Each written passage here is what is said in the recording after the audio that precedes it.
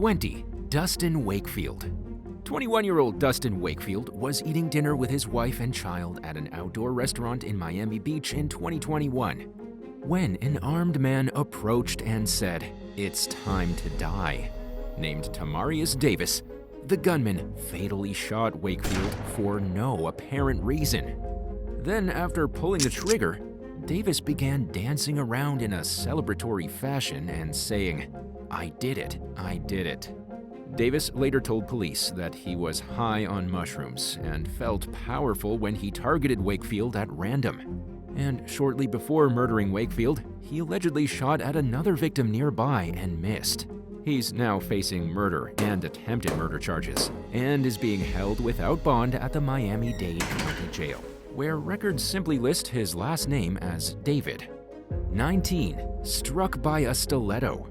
45-year-old Marek Piachiska and his wife, Katarzyna, were walking together in the Thai city of Pattaya in early 2015 when a transgender woman began harassing them. Located along the country's east coast, Pattaya is a hotspot for pay-to-play tourism. But that's not what the Polish couple was there for, and Katarzyna was less than amused when 23-year-old Plagad Somian encouraged her husband to ditch her and make the switch. As the couple tried walking away, Somian took the situation from 0 to 100 by taking their high heel and smacking Katarzyna in the face with it. The victim was knocked right to the ground and began to bleed all over the place. But Somian continued the attack until being pulled away by Marek. Katarzyna received stitches for her injuries, and Somian was promptly arrested. But the consequences Somian received as a result of the assault are unclear. 18. Attack at the Neuschwanstein Castle. The fairy tale-like setting of Germany's Neuschwanstein Castle became more like a nightmare for two young American women during a visit in June of 2023. When a fellow tourist from Michigan, Troy Bowling, allegedly attacked them and shoved one of them to her death.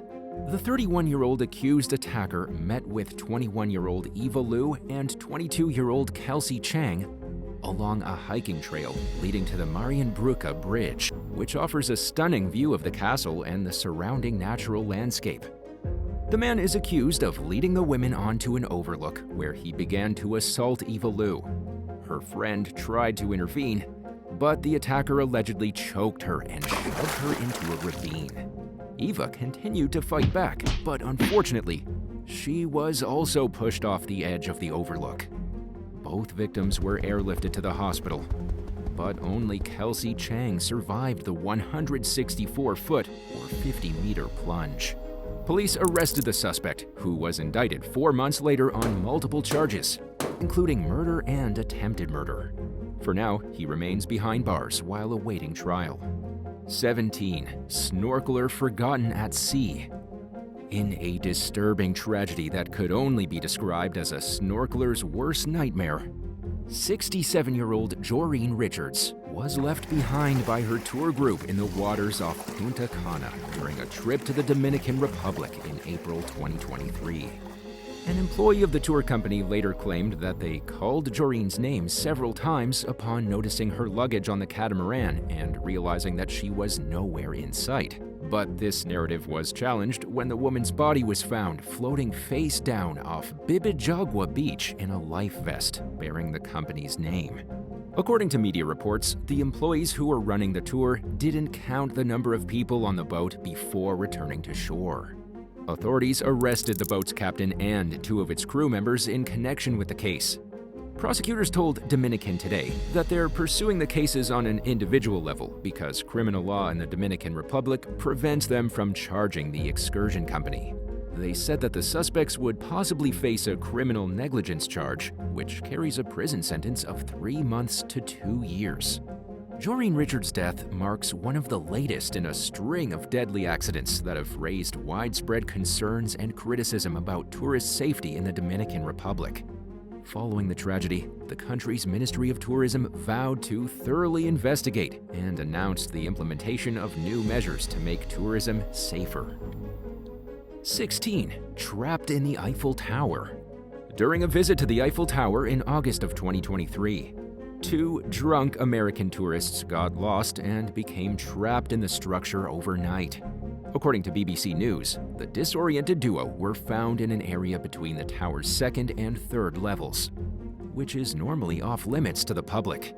Officials revealed that the pair appeared to have gotten lost because of how intoxicated they were, and that they ended up needing assistance from firefighters who specialize in rescuing people from heights.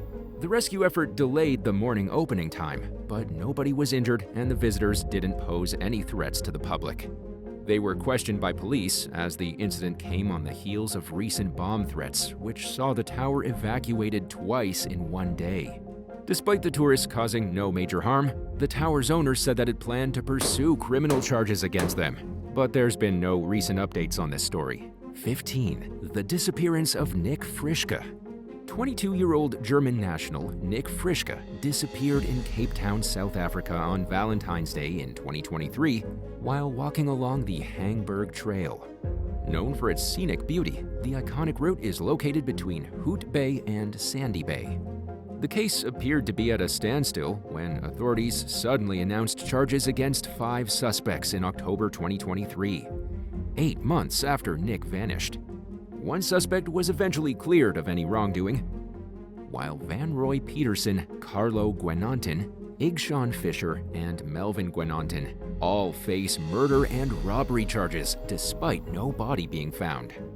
Authorities claim that the men were found with some of Nick's personal belongings in their possession, including his cell phone and bank card. According to prosecutors, the accused killers brandished a gun and a knife during the robbery. And the same group is suspected of being responsible for at least 2 more robberies that occurred in the area within days of Nick's disappearance. But without a body, it's unclear how strong of a case the authorities have against the suspects. For now, Nick's family is grappling with the distinct pain that comes with a lack of answers regarding a loved one's fate and whereabouts. They're offering a reward of 20,000 rand, which is equivalent to $1,054 in exchange for information leading to Nick's location. 14. A fatal plunge. A British couple's trip to Antalya, Turkey in 2022 went awry on the very first day when an argument led to fatal consequences. 32-year-old Kaylee Myers and 22-year-old Reese Pegram got into a disagreement on the balcony of their third-floor hotel room, which was why investigators thought Kaylee was responsible when Reese fell off the balcony and died. Kaylee denied pushing her boyfriend, but the authorities didn't believe her, so she was charged with murder. In a country where the justice system has been described as guilty until proven innocent, the thought of facing a murder charge was a terrifying prospect. An autopsy found that Reese had fallen feet first off the balcony, indicating that he likely wasn't shoved off it. It was also pointed out that Kaylee was considerably smaller than Reese. It was therefore unlikely that she would have been able to push him over. Despite the evidence pointing toward Kaylee's innocence, she spent 16 months fighting to clear her name from inside a Turkish jail. Finally, though, in August 2023, the judge overseeing the case concluded that there wasn't enough evidence to convict her beyond a reasonable doubt. Kaylee was acquitted, marking the beginning of an entirely new battle to clear her name in the court of public opinion. Throughout the case, a lot of people assumed that Kaylee was guilty and formed extremely negative opinions about her. Since arriving back in the UK, she's essentially lived in hiding for safety's sake, while continuing to advocate for her innocence. The ordeal also caused her to lose friends and her job, forcing her to start completely over from scratch. 13. Breathless bungee jumper. A thrill-seeking tourist was met with unexpected tragedy during a visit to Macau, China in December 2023, when he experienced a sudden shortness of breath on the world's highest bungee jump. The 56-year-old visitor from Japan leaped off the 764-foot or 233-meter tower at around 4:30 p.m. and then quickly lost consciousness. By the time paramedics arrived, he had no heartbeat. So unfortunately, he was pronounced dead at the hospital. The man's cause of death is still unclear. According to local media, he had no external injuries. After the tragedy, the company hosting the attraction issued a reminder to the public that they should disclose any medical conditions beforehand, suggesting that the man suffered from a condition that made bungee jumping unsafe. A spokesperson further stated that the company has maintained a perfect safety record throughout its 30 years of operation and the 4 million jumps it's facilitated. 12 cave boat capsizes. 1 person died and nearly a dozen others were hospitalized when their boat capsized during a cave tour in Lockport, New York in 2023. Located along the Erie Canal, roughly 20 miles or 32 kilometers east of Niagara Falls, the excursion offers one of the longest underground boat rides in the United States. The water inside the cave is almost always calm, to the point that it seems perfectly still, with the temperature sitting at around 55 degrees Fahrenheit or 13 degrees Celsius year-round. Boat trips have been offered to the public since the 1970s, and until the recent ill-fated trip, the tour company that operates the service had a nearly perfect safety record. During the recent disaster, the vessel became unbalanced and flipped, throwing all 28 passengers and 1 staff member into the water. Emergency responders arrived minutes later to find some of the stranded individuals on top of the overturned boat, but nobody was wearing a life jacket. Given the lack of accidents in the past and the water's shallow depth of just 5.5 to 6 feet, 1.7 to 1.8 meters. Some of the passengers were able to reach safety on their own, while others were rescued by EMS responders. They used a sledgehammer to breach through the side of the cave, and an inflatable boat was utilized to get the people in need of help. The passenger who died, 65-year-old Harshad Kumar Shah, became trapped beneath the boat when it capsized. He was stuck underneath it for over an hour, and emergency personnel were unable to reach him. Survivors were treated for a variety of non-life-threatening injuries, including a broken arm and hypothermia. Following the disaster, state officials proposed new legislation that would provide increased oversight of attractions located within state parks. 11. The Hablani disaster. On a rainy night in May of 2019, a nearly 450-foot or 135-meter cruise liner called the Viking Sigyn struck the much smaller 89-foot or 27-meter river cruiser Hablani along the Danube River in Budapest. The Hablani sank in just 7 seconds, and rescue efforts were hampered by the heavy rainfall and strong currents that day.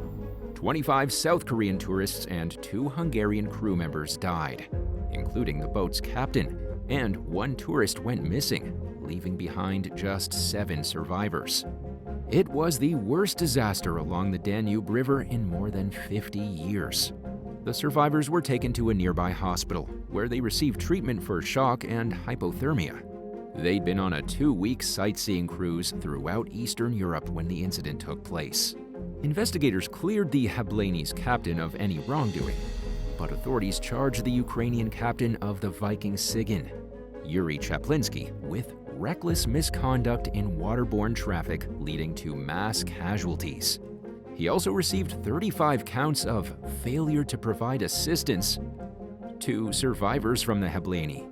Prosecutors accused him of being distracted for personal reasons and failing to radio or send out emergency signals. Chaplinsky was found guilty of negligence posing a threat in water transport, but he was acquitted of the charges of failing to provide assistance. In the end, he was sentenced to 5.5 years in prison. During his sentencing hearing, he apologized for his deadly mistakes, telling the court that he was deeply sorry for the tragedy. 10. Safari terrorist attack. To celebrate their honeymoon after exchanging vows in October 2023, a British man named David Barlow and his South African bride, Celia Barlow, went on a safari in Uganda's Queen Elizabeth National Park. Sadly, though, the trip ended in tragedy at the hands of a rebel group called the Allied Democratic Forces, ADF, who ambushed the couple and their Ugandan tour guide Eric Ayai. The terrorists shot the trio dead and set fire to their vehicle, which was found engulfed in flames by park personnel. In a tweet posted after the murders, Ugandan President Yoweri Museveni vowed to track down the killers and hold them accountable for their actions. He also announced his intentions to wipe out the ADF's presence in the country. Just days later, Ugandan forces captured the ADF chief, who was thought to be responsible for ordering the attack. Known only as Njovu, he was apprehended in a raid that resulted in 6 members of his squad being killed. He remains in custody and will eventually stand trial for his crimes. The ADF was born out of an uprising in Uganda, but the group has been headquartered in the Democratic Republic of Congo since the 1990s. It pledged its allegiance to the Islamic State terrorist group, also known as ISIS, in 2019. And in recent months, the ADF has stepped up its activities in Uganda, while the country works to oust the group entirely. Efforts to eliminate ADF rebels from neighboring eastern Congo have been ongoing since 2021. And according to President Museveni, the killers who attacked the honeymooning victims were fleeing from the encroaching authorities in the Congo. Normally, these types of attacks are rare in Uganda, where national parks are patrolled by a specialized police force. In the aftermath of the violent tragedy, the British government issued an advisory recommending only necessary travel to Queen Elizabeth Park. 9. Antarctic rogue wave. In December 2022, a rogue wave smashed into the Polaris during an Arctic cruise, killing 1 passenger and injuring 4 others. The 378-passenger vessel was traveling toward Ushuaia, Argentina, when the wave smacked into the boat, shattering multiple low-level cabin windows and destroying some interior walls. In a statement confirming the incident, Viking Cruises failed to go into detail about what caused the death of American passenger Sherry Zhu. The 4 other affected passengers sustained non-life-threatening injuries. American citizen Susie Gooding, who was on the cruise with her husband, told Raleigh, North Carolina-based news station WRAL that the impact of the wave was so hard that at first, she and others wondered if the ship had struck an iceberg. Some people even thought that they should prepare to abandon ship. It was the second concerning incident to occur during the trip following a Zodiac boat accident the previous day. Passenger Pam Trussdale told ABC 7 Chicago that an explosion on one of the inflatable boats caused her and 2 other passengers to fly up into the air. One man was blown off the boat and into the water, but he was quickly rescued thanks to fellow passengers who sprang into action to pull him to safety. Another passenger sustained a severe leg injury from the mishap and required surgery, prompting the captain to turn the boat back towards South America earlier than planned. The 2 incidents aboard the Polaris came amid a spate of at least 4 major mishaps on Antarctic cruise ships over a 3-week period, prompting growing concerns about the safety of these voyages. Numerous agencies from various countries sent teams down to Antarctica to investigate, while cruise lines reassured the public that their passengers' safety was a top priority. 8. The disappearance of Heidi Pakkonen and Sven Urban Hoagland. 21-year-old Heidi Pakkonen and her fiancé, 23-year-old Sven Hoagland, vanished while backpacking on New Zealand's Coromandel Peninsula in 1989. The ensuing effort to find the Swedish nationals was the largest land-based search ever undertaken in the country. But nothing was found, so the search was eventually called off. Several months after the couple's disappearance, a local resident named Graham Pierce found Heidi's denim jacket, neatly folded and left in the mud. Determined to figure out what had happened to the tourists, Pierce continued his search for clues even after the official search had ended. He eventually found Heidi's wallet not far from where her jacket had been located. It was later revealed that just days after Heidi and Sven went missing, a man with a prior manslaughter conviction, David Tamahir, had stolen the couple's Subaru. Detectives naturally began to suspect him of being involved in the couple's disappearance. And in 1990, prosecutors eventually decided to pursue a case against Tamahir. who claimed that he found the car outside of a grocery store and denied any involvement in the case. The prosecution's arguments were based largely on vague circumstantial evidence, including testimony from jailhouse informants. Tamahir was nevertheless found guilty and was sentenced to life in prison. In 1991, pig farmers found Sven's body in Wangamata, roughly 43 miles or 70 kilometers from where he and Heidi were last seen. It contradicted the stories put forth by the jailhouse informants, and in the coming years, one of the informants retracted his testimony, only to go back and forth over whether it was true or not. In the end, though, he was convicted of perjury. Tamahir appealed his case repeatedly, but remained in prison until he was paroled in 2010. And to this day, he maintains his innocence. Heidi's body has never been found, and many people continue to believe that someone else is responsible for the murders. 7. Robbery in the mountains. During a visit to Southern California in May of 1994, a German couple in their 60s, named Gisela and Klaus Fleger, visited the San Jacinto Mountains. While sightseeing near the town of Idlewild, they were approached by 3 men and were robbed at gunpoint. And sadly, one of the thieves shot Gisela twice in the head while she fought to hold on to her purse. Klaus was shot 3 times, including once in the face, but he was able to drive to a nearby parking lot, where he provided someone with a note explaining the situation and where to find his wife. He survived with serious injuries that required reconstructive surgery, while Gisela died from her injuries. Investigators concluded that the Flegers weren't targeted because they were international tourists. They showed no outward signs of being from another country, leading authorities to believe that the suspects were motivated by robbery. 17-year-old Thongse Nilakut was the shooter, while 20-year-old Kamchan Brett Ketsuvanasane wrestled Gisela for her handbag. The alleged mastermind of the crime, 20-year-old Shu Yang, waited nearby in a getaway car and provided the murder weapon. Yang pleaded guilty to first-degree murder and was sentenced to 25 years to life. But in 2015, he was paroled. The other 2 defendants were found guilty and were both sentenced to life without parole. But a new state law that was introduced in 2012 ruled that mandatory life sentences for minors are unconstitutional, giving Nilakut a chance for freedom that many believe he doesn't deserve. He was paroled in 2023, though, after serving 28 years behind bars.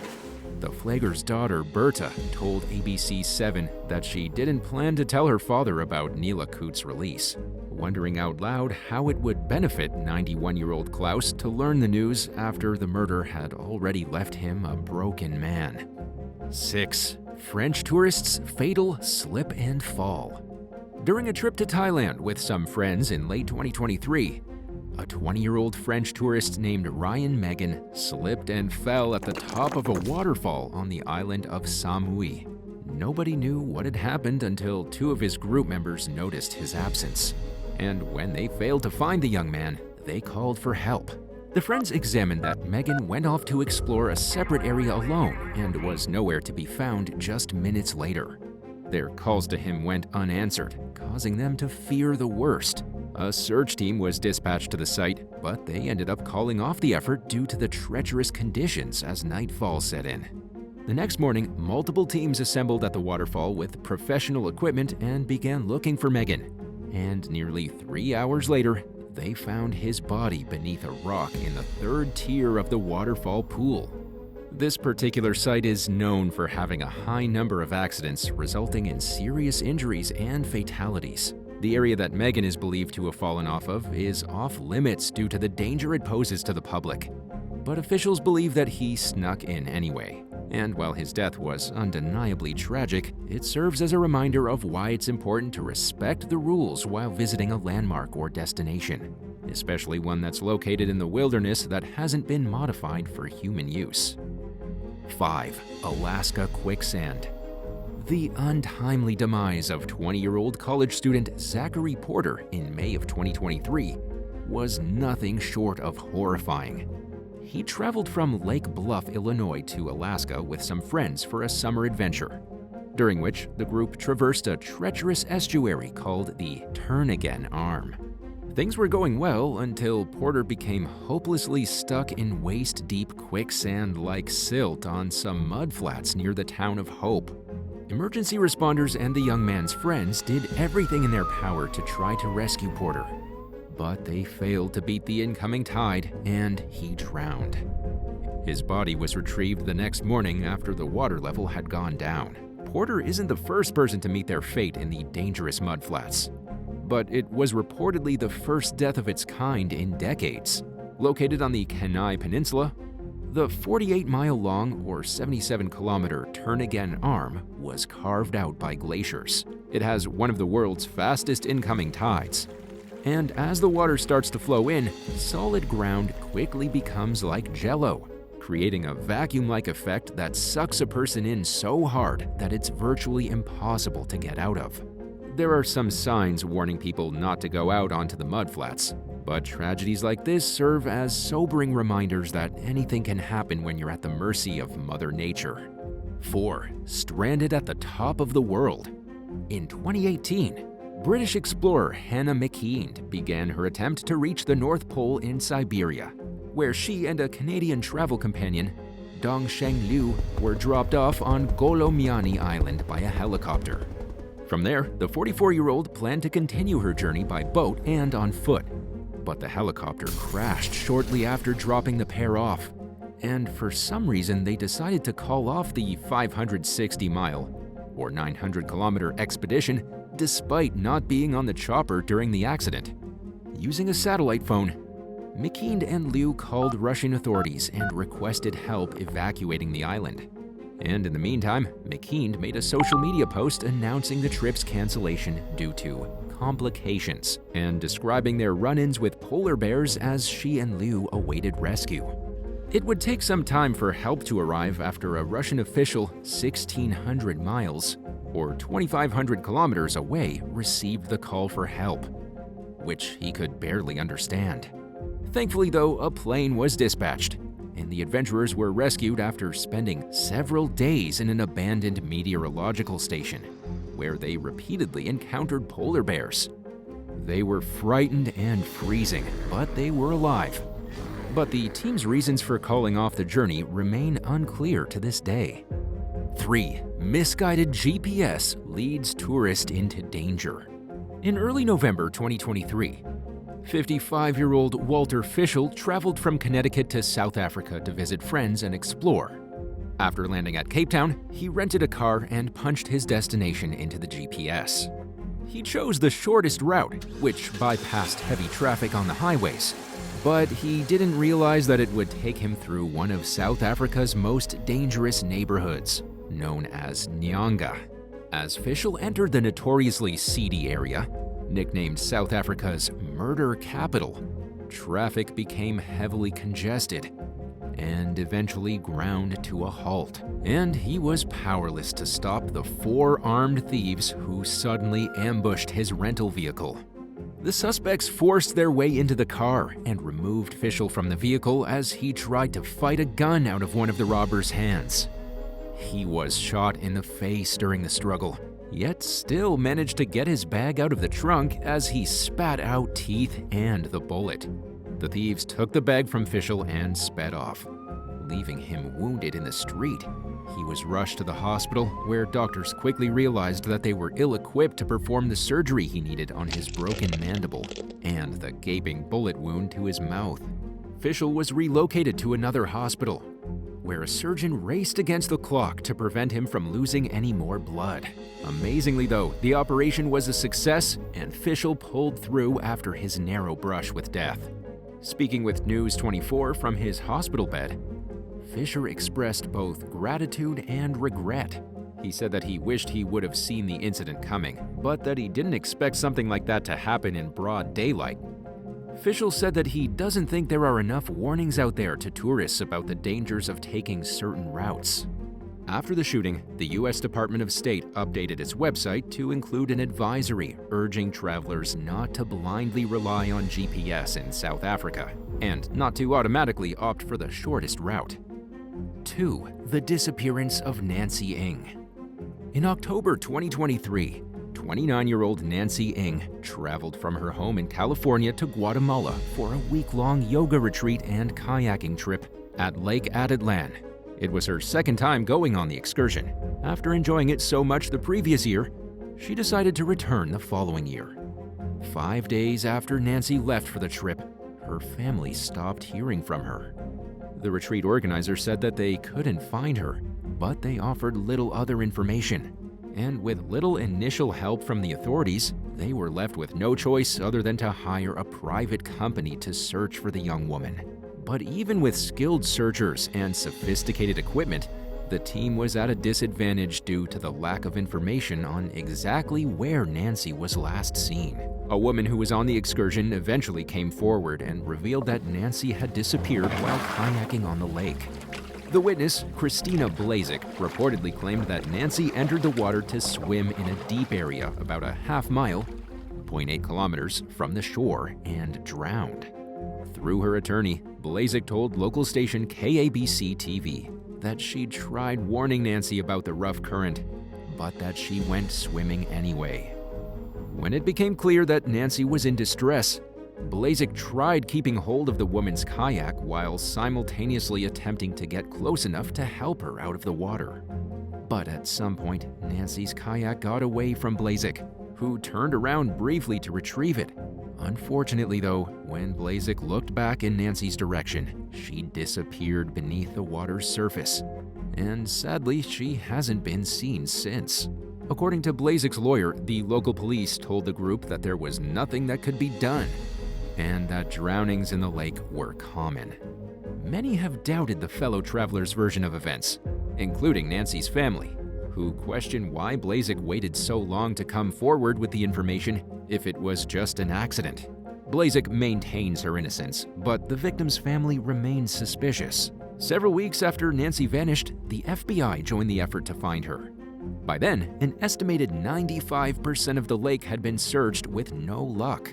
For now, the search is ongoing, with a large portion of the effort being paid for by the proceeds of a crowdfunding campaign that's garnered over $112,000 in donations so far. And now for number 1. But if you want to hear even more stories, stay tuned for some extra content that you might have missed. 1. The murder of Julie Ward.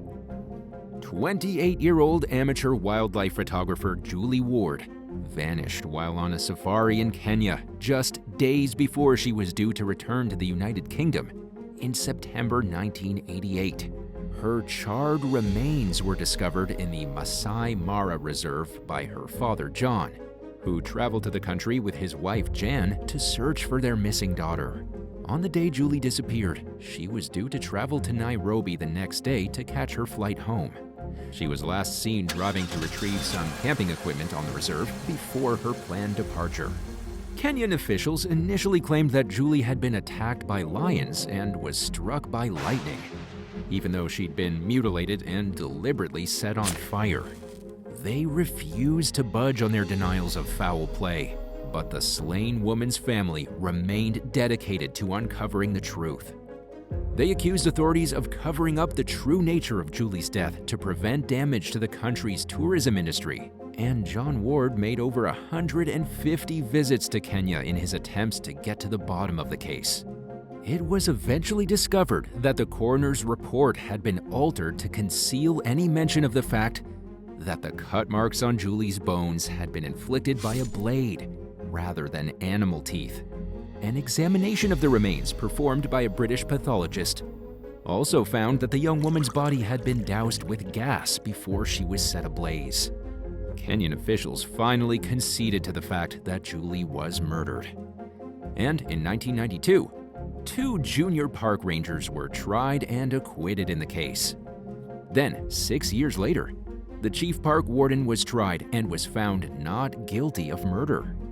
Over the years, the wards singled out the Kenyan president's son, Jonathan Moi, as their top suspect.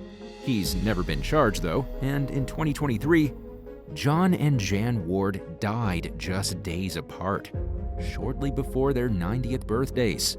but their sons, Bob and Tim, have vowed to continue the quest for answers, in hopes that long overdue justice will finally be served.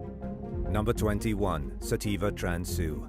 Instead of going to visit her family in Spokane, Washington for Thanksgiving back in 2021, 26-year-old Sativa Transo decided to vacation in Cancun at the request of her boyfriend, 31-year-old Taylor Allen.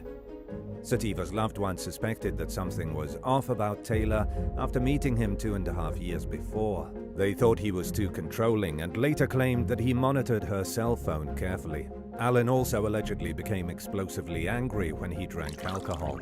The family begged Sativa to move back home countless times, but she was an adult, so they had no choice but to respect her choices. At first, it seemed like the Mexico vacation was going well, but the young woman's loved ones became worried when Sativa's friends told them the young woman said she needed stitches after a fight. Earlier that day, around 1 o'clock in the afternoon, Sativa told her close friends that Allen had already drunk 7 shots and 2 pina coladas in one day. When the family couldn't reach Sativa after hearing about the stitches, they became even more frightened. Her mother, Jamie Beaulieu, told the Daily Beast that from what she knew, Allen had threatened to jump from the 4th-floor balcony of the couple's hotel room. The next morning, Beaulieu got a phone call from the U.S. consulate telling her that Sativa was dead. The hotel housekeeper discovered her body. Her family members said it looked like she had been beaten to a bloody pulp. Allen was quickly arrested for murder and held in a Mexican jail for the crime. There have been no updates since late 2021, leaving the status of this case unclear. Based on what Sativa's family has told the media, she enjoyed visiting Mexico often, but in this case she caved into pressure from Allen to go there instead of celebrating Thanksgiving with family. Have you ever felt torn between your partner and your family? Tell us about it in the comments below. Number 20, John Reed. For centuries, legends and rumors of lost civilizations have drawn curious foreigners into the vast and mysterious Amazon wilderness. Sadly, not everyone has made it back alive. In 1980, a 28-year-old man named John Reed traveled from Twin Oaks, California to Brazil in search of a fabled underground lost city known as Akakor. A well-known jungle guide named Tatunka Nara told Reed that he was the chief of an ancient tribe that once inhabited Akakor for over 3,000 years. Reed's plan was to join Tatunka Nara on one of the searches for Akakor that he often hosted. It was how the guide made a living after all, and Reed thought that maybe they would actually find the city together. Many people who went on Nara's excursions didn't necessarily buy into all the stories about Akakor, but it was a good way to see a glimpse of the Amazon up close and personal. Others, like Reed, invested fully in the belief that Akakor was out there somewhere and that it was just a matter of finding the missing ancient metropolis. He went into the rainforest with Nara one day though and never re-emerged. While Reed's fate is still uncertain, Tatunka Nara was eventually outed as a total fraud.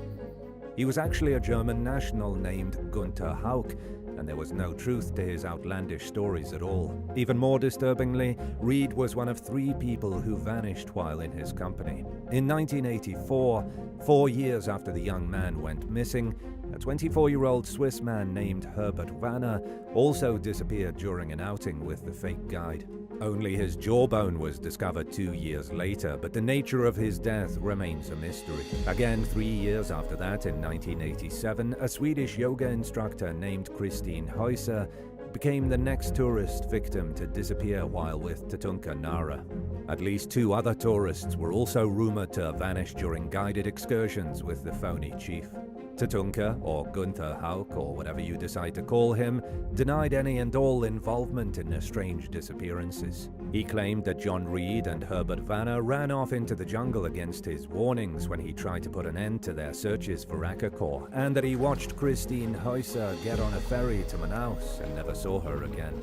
Heuck had an unsettling history of legal trouble, dating back at least as far as the mid-1960s, when he was deported back to Germany from South America and thrown in jail for not paying child support. When German authorities found his money-making scheme in Brazil, they tried to warn as many tourists as they could that he was a fraud. They even flew Hauck's ex-wife to the village of Barcelos, where he was living at the time, and had her confirm that he was, in fact, Günther Hauck.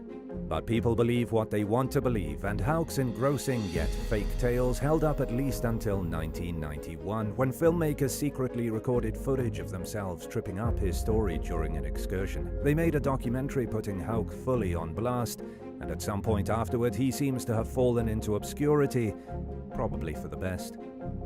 Number 19. Ilar Rak Matulin.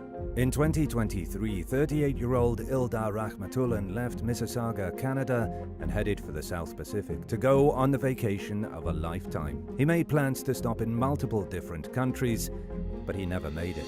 In early April, the curious traveler arrived in Fiji after going to New Zealand. He checked out of his hotel a few days later and never made it to his next planned destination, Malaysia. In fact, he hasn't been seen at all since. Rak Matulin often spoke with his mother on the phone about every 3 days or so. She hasn't heard from him in multiple months now, and she's left without answers as she tries to navigate the situation from Russia. Her missing son's phone was discovered on the beach, but his suitcase, backpack, and other belongings are still missing. Authorities have conducted dives and searched extensively on land, but have found no trace of the vacationer. In the months since Rak Matulin vanished, his loved ones have expressed their sincere frustrations over their interactions with authorities, who they feel are not taking the case seriously. Neither Fijian nor Canadian officials have said whether there's a record of him leaving Fiji. For now, his location remains a mystery, as his friends and family try to get to the bottom of what happened to him. Number 18. Christy Chen. Christy Chen married 38-year-old Bradley Robert Dawson back in 2022 after a whirlwind, passionate romance. Only 3 months after they first met, the 36-year-old pharmacist from Tennessee and her new husband went to Fiji for their honeymoon, where they stayed at a $3,500 per night suite at the luxurious upscale Turtle Island resort. The bride's parents paid for the trip as a generous gift to the newlywed couple. During the second night of their trip, the pair were seen drinking heavily and fighting. According to a witness, Chen was angry at Dawson for flirting and dancing with other women after they'd just gotten married. They went back to their suite, where the loud noises of arguments continued for a while before suddenly going silent after a thud and a loud scream. One woman who overheard later said that it sounded like someone in the room was probably drunk and unable to control themselves. The next day, a hotel butler discovered Christie's badly beaten body between the wall and the toilet. Dawson was no longer anywhere at the resort. 2 days later, he was located several miles away at Matakawalevu Island, where he had kayaked after the fight with Christy. Authorities believe he was planning to catch a boat to mainland Fiji and was going to try escaping the country from there. In Dawson's possession, police found money, his passport, both his and Christy's IDs, and visa cards belonging to Christy. Interestingly, he left his GPS watch behind, probably so that his location couldn't be traced. Dawson claimed that Christie's death was simply an accident, but investigators didn't buy this story considering the extent of her injuries. He was arrested for murder shortly after. Speaking with ABC News from the jail in Fiji, where he's still being held, Dawson said that Chen was his everything and that their fights had never turned physical in the past. He claimed he left the island in a kayak in an attempt to de-escalate their disagreement that night. Dawson's ex-girlfriend, Kristen Baker, painted a different picture of the man in the hot seat. During an interview with People magazine, she said that he was a different person when he drank. He allegedly had a habit of blacking out and not remembering what he did the next day. Baker also described Dawson as having expensive taste and wanting all of the finer things in life, and she said he always had an obsession with going to Fiji. As of early 2023, Dawson was denied bail thanks to concerns that he was a flight risk. Number 17. Dustin Jackson. A father of 5 from Utah and his wife were waiting for their return flight back to the US from Cancun at the end of a Valentine's trip in 2022 when he decided to buy some chewing tobacco. 36-year-old Dustin Jackson called a taxicab to go to a nearby convenience store, but it didn't have what he was looking for, so he asked the driver to take him somewhere else. The last thing he remembered before blacking out was getting out of the car and getting hit by something. Jackson said he left for the store around 10 o'clock in the morning. When he woke up in a ditch a few hours later with a welt on the back of his head, it was dark outside. His shoulder, leg, and foot were heavily injured, and a few of his teeth were broken. Someone had even hacked Jackson with a blade to the point of almost completely detaching his shoulder before stealing both his cell phone and credit card. He had no idea where he was, but he could tell it was a run-down neighborhood in the middle of the desert. During an interview with Fox News after his rescue, Jackson said that the first police officers he approached refused to help him out. He said he eventually met someone who helped him. The officer administered first aid to his injuries and drove him to the airport, where he realized that his wife had taken their scheduled flight home. Without a cell phone, wallet, or the ability to speak Spanish, Jackson was stranded. He couldn't buy a new plane ticket and claimed that airport staff made him get out of a wheelchair he was using because he wasn't a customer with any money. Thankfully, an American traveler whose flight had been cancelled stepped in to help when she noticed Jackson in trouble. He got in touch with his wife, who wired money for a hotel room and a plane ticket to him. Surgeons in the US spent months trying to repair his shoulder, which now has an artificial joint in place of the real one, which was fully destroyed. Jackson still suffers permanent nerve damage and can no longer work as a contractor thanks to his injuries. After news of the attack broke out, the Mexican Attorney General announced that an investigation was underway. As of now, it's unclear where it stands. Number 6. Desiree Gibbon. Desiree Gibbon was undeniably beautiful. She worked as a model and competed in beauty pageants starting from an early age while growing up in Queens, New York. But as she came into her mid-20s, she decided to pursue a different career path on the other side of the camera. Her dream was to go to film school in Europe and make documentaries. To save money, Desiree went to Jamaica in late 2017 to find work as a bartender. She planned to stay there for a month at a bed and breakfast owned by her grandparents. From what her family back in the US could tell, she was enjoying the exotic trip. Then, just a few days before she was scheduled to go back to New York, she was discovered brutally murdered in some bushes on the side of a country road. Desiree's body was covered in bruises, and her throat had been sliced. She was last seen leaving the bed and breakfast late at night 3 days before, and nothing seemed wrong. Strangely, she left behind her purse and her local cell phone, but took her American cell phone. The American phone has never been found, and anytime Desiree's family tried to call, it went straight to voicemail. Yet it was this same phone that the young woman's aunt, Peggy Brunner, received a call from just 2 months after Desiree's murder. All she could hear on the other end was heavy breathing, and when she tried to call back, the phone didn't work. A few hours later, Peggy received a second missed call from her deceased niece's number. Again, she had no luck when trying to call back. At the time of Desiree's death, Jamaica was struggling against a large spike in murders. Her mother, Andrea Callie Gibbon, suspects that her daughter either saw something or found something out that she wasn't supposed to know, and that someone killed her to keep her quiet. It's possible that Desiree was lured to her death by someone she knew, especially since nothing seemed wrong when she was leaving the bed and breakfast. But until or unless more information comes to light, nobody can say for sure what happened. Number 15. Poisoned in Paradise. As the end of 2018 slowly crept up, Casey McPherson Pomeroy and his wife Barbara welcomed a group of friends from the United States into their home on the Caribbean island of Anguilla for the new year. Among the guests were Casey's childhood friends, Caleb Guillory and Chuck Gross, as well as the men's wives. On the night before New Year's Eve, one of the group members called the police and reported a medical emergency at the McPherson Pomeroy's home. By the time authorities arrived, Caleb Guillory was already dead on the living room floor. Casey McPherson Pomeroy was suffering from extreme seizures and later died at the hospital. The medical examiner concluded that both men overdosed on cocaine and a drug called methylene deoxyamphetamine, or MDA for short. On Casey's death certificate, the official causes were listed as pulmonary edema, cardiac toxicity, cardiac ischemia, hypothermia, and seizures. Caleb's causes of death were asphyxiation, strangulation, both ligature and manual, multiple blunt force traumas, and seizures. Barbara McPherson Pomeroy told investigators that she, Casey, and Caleb went to a beach bar earlier that night. They ordered a single rum and coke and left it sitting on the bar unattended while they stepped away to look for her husband's missing flip-flop. The trio then grabbed the drink and brought it home with them without a second thought, where they all sipped from it and got sick, including Barbara, who survived the mysterious poisoning. Authorities questioned the truthfulness of Barbara's story, which allegedly kept changing, and the victims' families quickly grew suspicious about what really happened. Neither Casey nor Caleb were known to take drugs, and all 4 surviving members of the group lawyered up after being held for questioning for multiple days. They've since returned to the United States and refused to go back to Anguilla to share information about what they know. 3 years after the deaths, the victims' families told the media that they were still looking for answers about what really happened to Caleb and Casey. Sadly, the case remains at a standstill today. Number 14. Robin Corky and Annie Corky.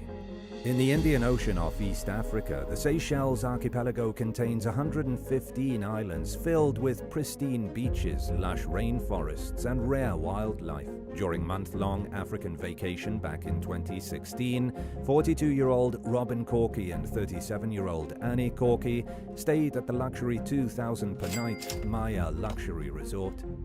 The American sisters had already visited Kenya, Tanzania, and Zanzibar during what was meant to be the getaway of a lifetime. 6 nights into their stay in the Seychelles, a butler at their resort helped a woman to their room towards the end of the night. The next day, staff members noticed a strange lack of activity coming from the room. They knocked on the door, but nobody responded. Employees expressed their concerns to the local police, who entered the room and discovered Annie and Robin dead.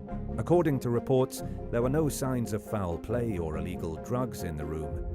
There were also no obvious injuries on the bodies of either women.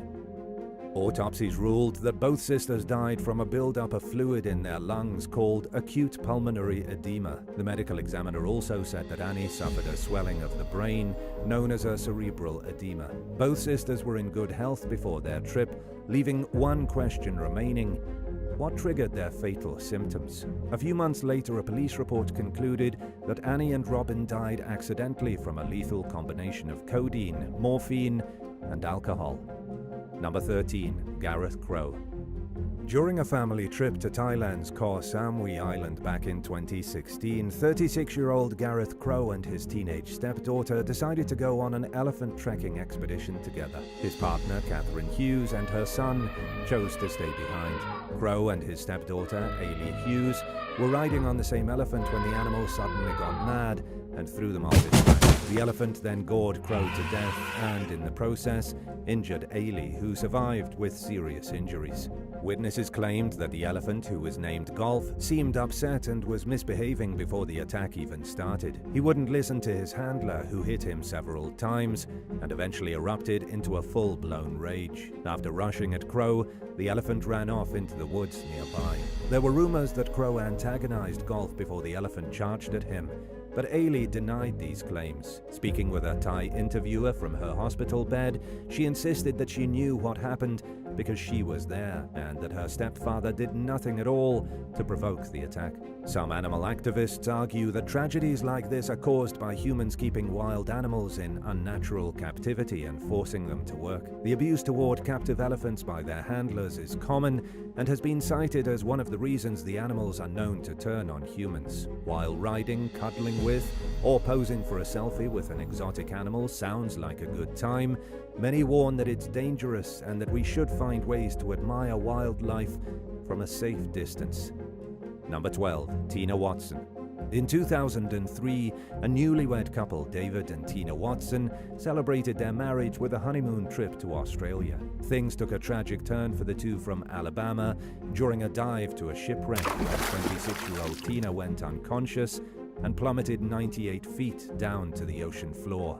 David was a trained and experienced rescue diver, but he claimed that his wife sank too quickly for him to save her. He later said that an ear issue prevented him from diving any farther down than he did in his attempts to rescue Tina, at which point he surfaced and sought out help. By the time Tina was taken out of the water, she was long gone. Something seemed fishy. Witnesses told investigators that they saw David and Tina embraced in what looked like a bear hug underwater, while Tina flailed helplessly in an attempt to escape her husband's grasp. The onlookers said that David eventually let go of his lover, who had gone motionless, and resurfaced while she sank to the floor below. A few weeks after Tina's death, a tourist who was scuba diving nearby that day got their vacation photos developed and noticed Tina lying face up on the sea bottom in the background of some photographs. For a man who just lost his wife, David seemed unusually worried about money. He sued his travel insurance company when they refused to pay him, but he ultimately dropped the lawsuit to avoid self-incrimination. In 2008, Australian authorities officially charged David with Tina's murder. After resisting extradition from the US for over 6 months, he traveled to Australia to finally face the music in court.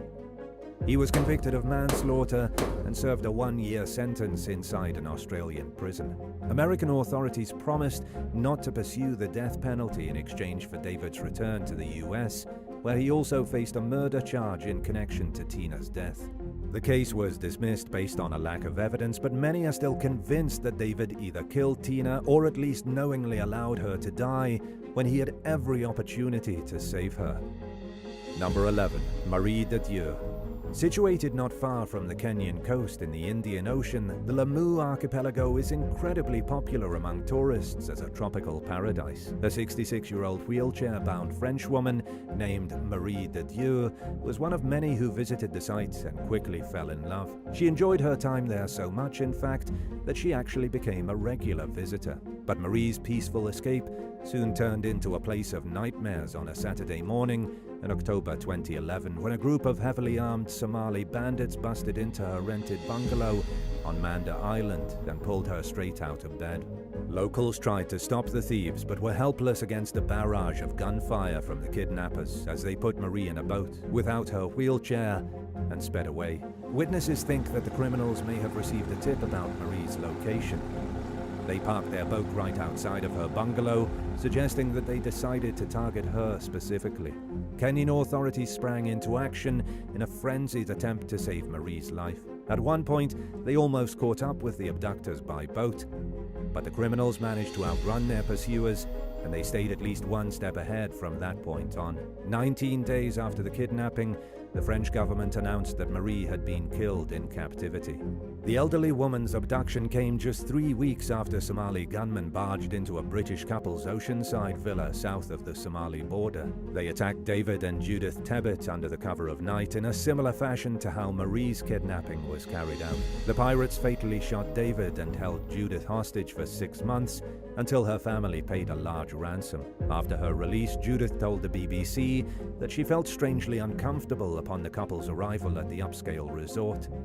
They were the only guests staying there at the time. This may have had something to do with the fact that British tourists were warned not to travel that close to the Somali border during a disturbing spike in violence against vacationers. At the time, the United States had also advised its citizens against traveling to the area. After Marie de Dieu's kidnapping, the French government also put out a travel advisory. The Kenyan government blamed the violence on a radical group called Al-Shabaab, which had several ties to Al-Qaeda and controlled a large portion of war-torn Somalia's southern region at the time. Kenya's tourism industry was hit hard as visitor numbers plummeted. Since then, the area that includes the Lamu Islands has gotten much safer, but visitors are still told to use caution and not to venture too close to the Somali border. Number 10. Ianis Harris. In May 2013, Ianis Harris took a trip to Honolulu, Hawaii to celebrate her 29th birthday. She decided to go with her boyfriend, Mark Miles Jr., and a female friend. The two women had complicated relationships both with Miles and with each other. They were each formerly prostitutes, and they were both in love with and romantically involved with Miles, who was basically their pimp. Naturally, their feelings for Miles developed some resentment between the two women, but at the same time they cared a lot about one another as close friends.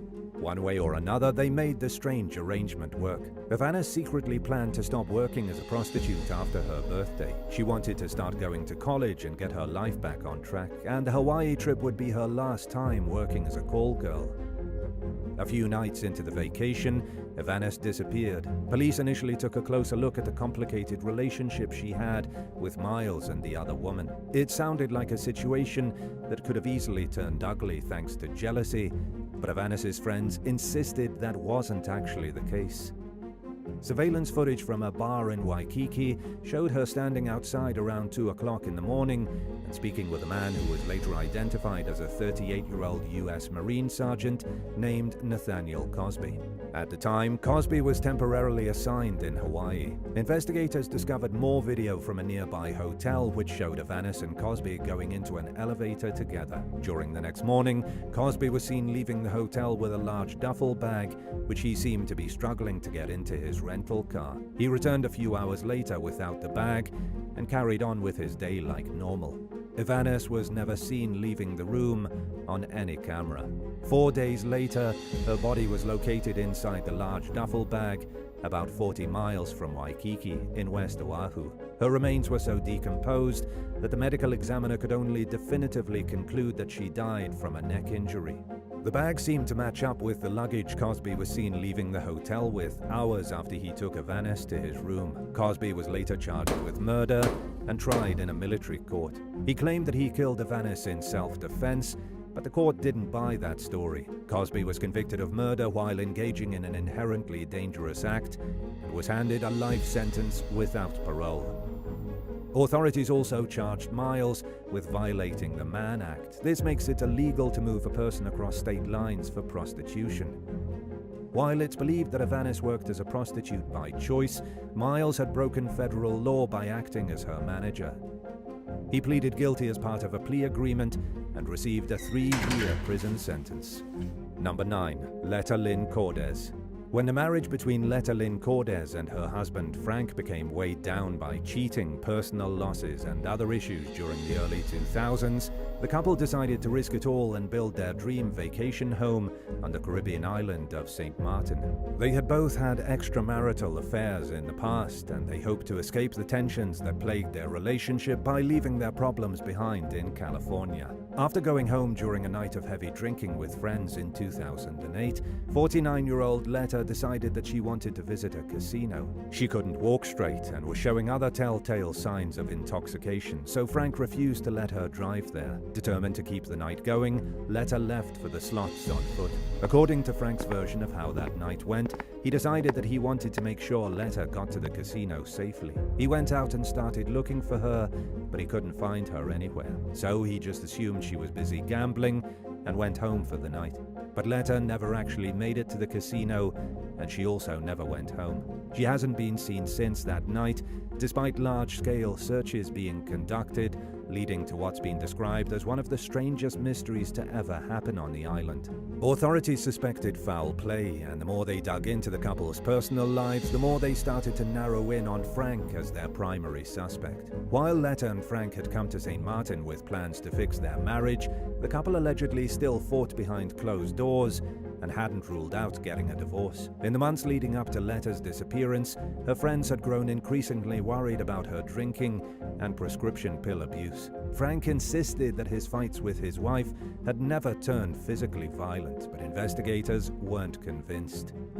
He remained at the forefront of the investigation. Letta's friends also thought Frank was responsible for his wife's disappearance. Either way, for her to have vanished suddenly without a trace, something bad must have happened. More than 15 years later, Letta is still missing. At one point, Frank was arrested in connection to the case, but after keeping him in custody for 3 months, authorities didn't have enough evidence to keep him detained. He was released and has never been charged for Letta's disappearance. Number 8. The Esmond family. A family from Delaware became gravely sick during a trip to the U.S. Virgin Island of St. John back in early 2015 after a dangerous illegal pesticide was used to treat the property they were staying at. 4 days into their trip, Steve Esmond, his wife Dr. Teresa Devine, and their 2 teenage sons, Sean and Ryan, started having seizures. They were rushed to the hospital in bad shape and were ultimately airlifted back to the US for medical treatment. 4 of the emergency responders who helped transport the family to the hospital were also poisoned from the short amount of time they spent in the condo. Methyl bromide is an odorless substance that has been known to cause fatal respiratory and nervous system damage.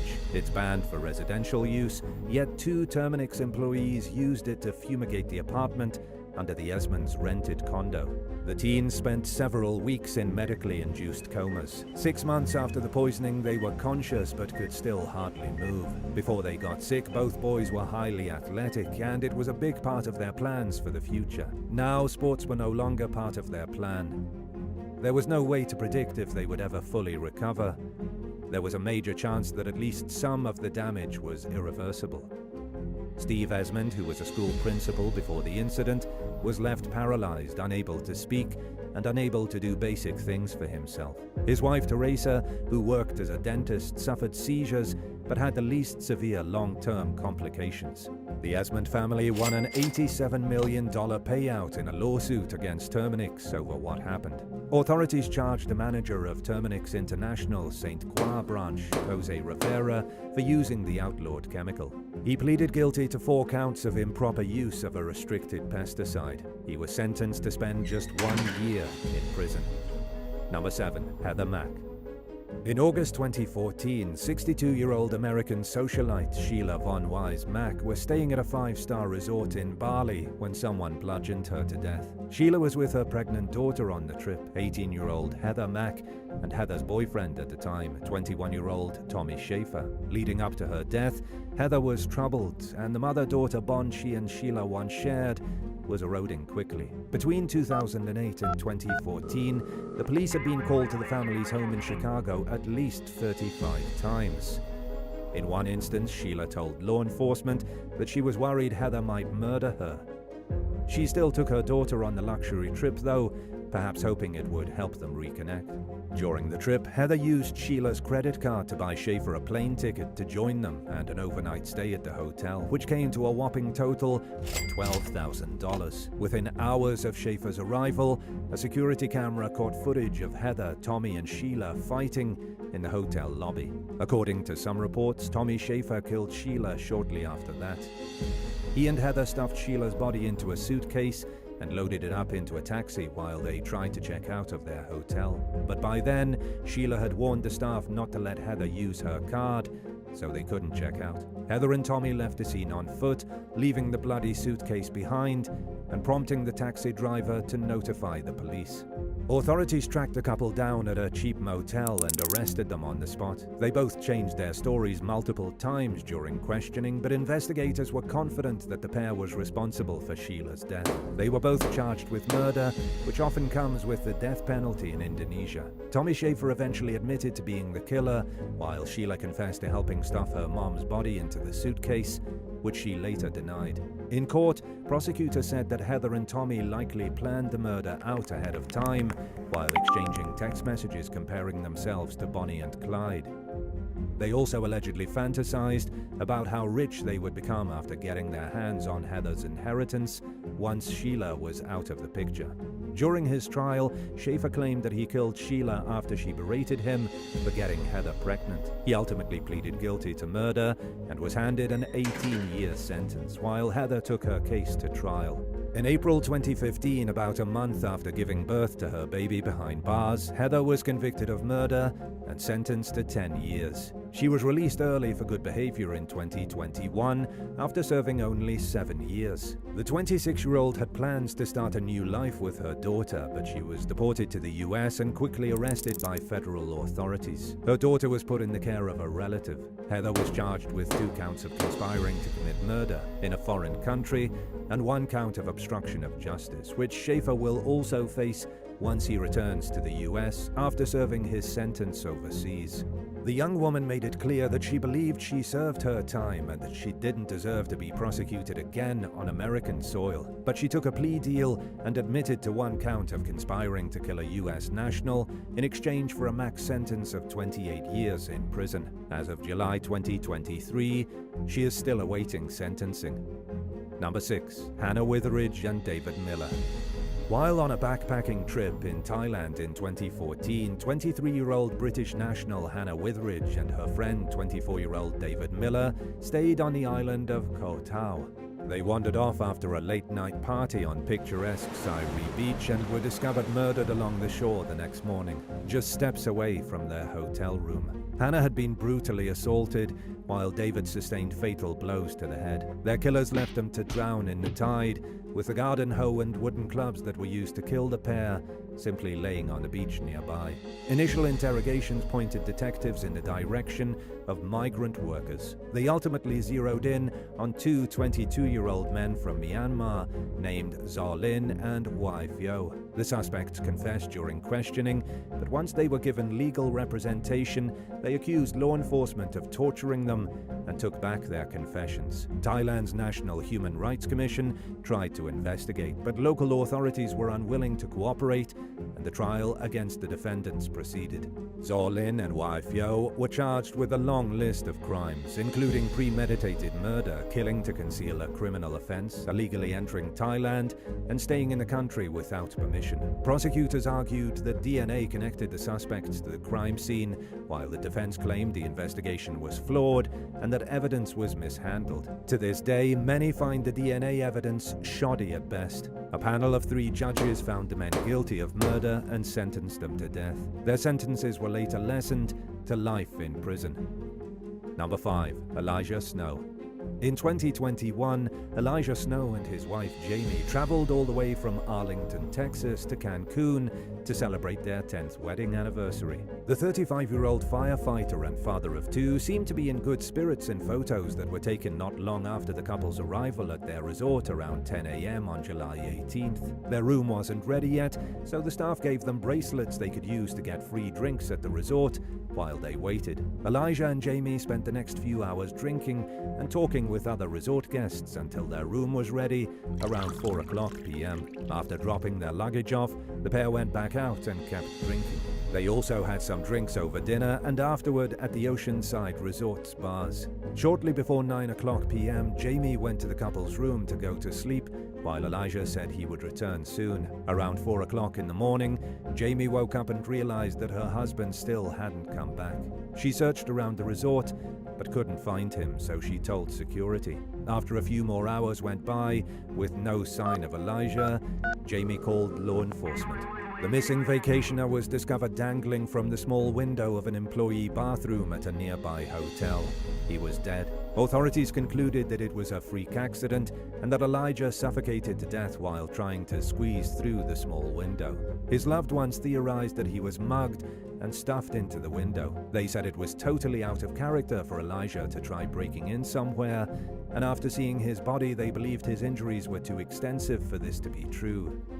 But their suspicions failed to convince law enforcement to investigate Elijah's death further. The only surveillance footage that was recovered showed Elijah pressing buttons at the elevator bank before stumbling toward a staircase. He was clearly drunk, and his family believes that more surveillance footage might have existed at one point. But police claimed that only some cameras were working, and the neighboring resort refused to hand over its security tapes. While authorities seem no more willing to investigate now than they were right after the tragedy, Jamie has filed a lawsuit against the resort and the travel agency she booked the trip through, accusing them of gross negligence. Number 4. Jessica Coker. A dream vacation turned into a horror story for a 39-year-old anesthesiologist named Jessica Coker and her husband Brian Melito during a romantic morning stroll along the coastline of Grenada back in 2016. The couple traveled to the Caribbean paradise less than a year after their wedding while making plans for the future, which included trying to start a family and opening up a small business. But that never happened for Jessica, who was suddenly dragged into the forest by a machete-wielding madman. Melita told police that the pair were simply walking along a pathway that ran through a mangrove when he heard Jessica call out his name. An enormous hulking man dressed in white was holding a blade up to her throat. As he dragged Jessica deeper into the forest, Brian followed in a panic. At first, he thought his wife was being taken hostage and that the kidnapper was going to demand a ransom. Jessica told Brian to run though, so he did. Just a little while later, police discovered Jessica's lifeless body lying face down next to a pond. She had been brutally bludgeoned and strangled to death.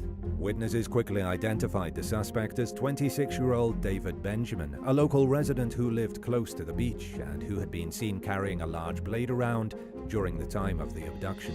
Just a few months earlier, he had been released from prison after serving time for brutally assaulting another woman. Benjamin turned himself in to police the next day and was officially charged with murder. Brian Melito regretted listening to Jessica's order to run, but investigators concluded that he probably would have also been killed if he hadn't. Between being both unarmed and considerably smaller than the murderer, there was unfortunately very little Brian could have done to save Jessica without any extra help. Benjamin never revealed his motive for killing Jessica instead of releasing her like his previous victim. He pleaded guilty to murder and was handed the most severe punishment possible: life in prison with no chance at being released. At his sentencing, Benjamin showed absolutely no emotion or remorse whatsoever, even as the judge made him look at photos of the crime scene. For Jessica's loved ones, it was confirmation that the killer is now exactly where he should be. Number 3. Robin Gardner. During the summer of 2011, 35-year-old Robin Gardner told her boyfriend Richard Forrester that she was going to Orlando to see some family. While she was away, she called Forrester and said she was on a surprise trip to Aruba. In reality, she was actually visiting the island with her secret lover, a 50-year-old businessman named Gary Giordano. A few days into the luxurious vacation, she disappeared. She hasn't been seen since. According to Giordano's version of events, the two got caught in a riptide while snorkeling off a secluded beach. He managed to make it back to shore, but lost track of Robin during the panic.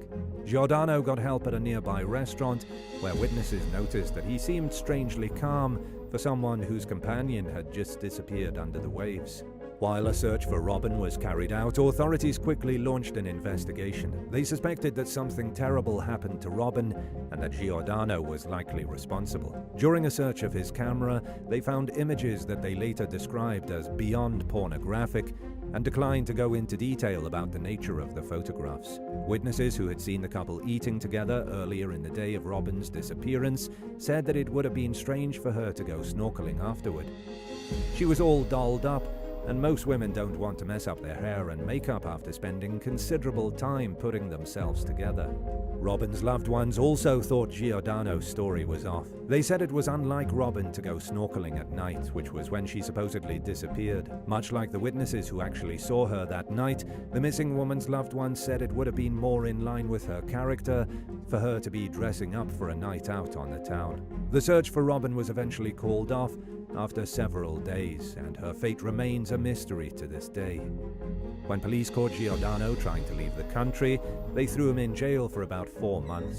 But there wasn't enough evidence to continue holding him, and he was later released. Giordano has never been charged in connection to the case. Number 2. Orlando Moore and Portia Ravenel. In March 2019, Orlando Moore and Portia Ravenel traveled from Mount Vernon, a suburb north of New York City, to the Dominican Republic for a small mini-vacation. They rode horses, explored the local scenery, and made some friends at the Grand Bahia Principe Cayacoa resort where they were staying. By all appearances, the trip was a raging success. But when the couple never got on their flight back to New York, their families knew something was wrong. Orlando and Portia also didn't return their rental car and went radio silent on social media, raising even more cause for concern. For 2 weeks, loved ones frantically searched for answers and spread word of the couple's disappearance in hopes that someone with information would soon come forward. Finally, authorities released a statement claiming that the pair died in a car accident on their way to the airport. Officials said that Portia was located along a roadside that runs near the Caribbean Sea on the day of the accident. She had no identifying documents on her, so they didn't know who she was. The woman was immediately rushed to the hospital with severe injuries and died just 8 days later. Not long after the alleged crash, authorities recovered a body they believed belonged to Orlando Moore from the water about 13 miles from the accident site. The remains were heavily decomposed, but had a tattoo that matched a description of Moore. Police also said that fishermen spotted a submerged car, but that they were unable to retrieve it because of rough seas. The announcement about the discovery of the bodies left many people feeling confused and suspicious. The details were vague, and it just seemed like a bizarre story, but investigators concluded that there was no foul play involved, and that the couple simply died in a tragic accident. Number 1. Amanda Waller. 28-year-old Amanda Waller vanished into thin air during a snorkeling excursion off of Curacao in 2015. She and her husband Alan traveled to the island from Houston, Texas, with a group of about 20 people who went snorkeling together off Casabao Beach. About 30 minutes into the trip, Amanda said she was going to swim back to shore to keep her pregnant friend company. Nobody knows if she ever made it to land, because that was the last time anyone ever saw her. Nobody noticed Amanda was missing until about 20 minutes after she said she was heading back to the beach. The group looked around for her, thinking she'd turn up eventually, but they soon realized that the situation was far more serious than they originally thought. After searching for just under an hour, the tourists decided to call the Coast Guard. As authorities and volunteers searched in and around the water, the vacationers made some missing flyers and started handing them out door to door. The Coast Guard search was called off after 72 hours, at which point Amanda's family would have to pay money for any more search efforts. After weighing the decision, Alan Waller decided that he had done everything in his power to find his wife, who was now presumed dead. In an interview with ABC 13 the next week, he said he didn't want to speculate on what he thought could have happened to Amanda, but that he truly believed she was now with God.